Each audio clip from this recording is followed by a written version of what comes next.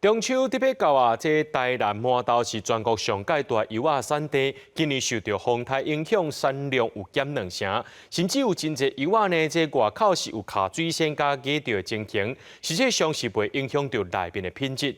另外，病院也要提醒乡亲，若像有伫食高血压、高血糖加高血油的油仔呢，油仔千万唔通含这油仔揽做回家。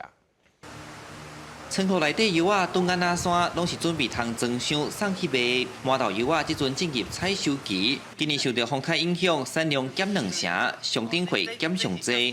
若无提早注文，就真歹食会到。另外风雨大，致使侪侪油仔拢有卡水仙兼气伤。不过农民强调，颠倒甜度平均14度半，品质无影响。今年只要你的货色好个，大家拢会抢，因为无好货，因为拢大果。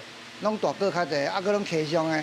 我一条拢拍，因为咱要卖人好介绍，就是爱品质爱保证啊。今年雨水有够济吼，结果甜度拢无影响。我上悬的甜度到16度半，哦，啊15度以上的差不多正清斤。啊，所以讲大家讲甜度会较歹，雨水遮济会较歹，其实无影。即摆毋但农民接单接袂离，农会这边嘛共款无用试试。今年农会佮引进新的科技，机器伫顶头自动甲纸盒仔剔好开，嘛有自动搬运的机械，尚无减一半的人工。虽然即阵食油仔当着时，毋过有病院指出。 油仔内底有呋喃香豆素，更有高血压、高血糖、甲高血油的民众，唔通甲油仔掺油仔揽做伙食。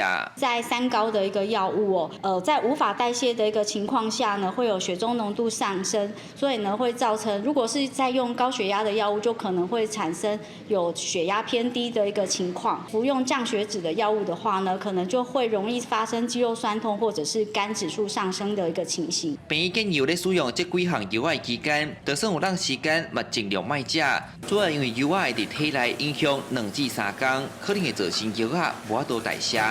记者上台南采访报道。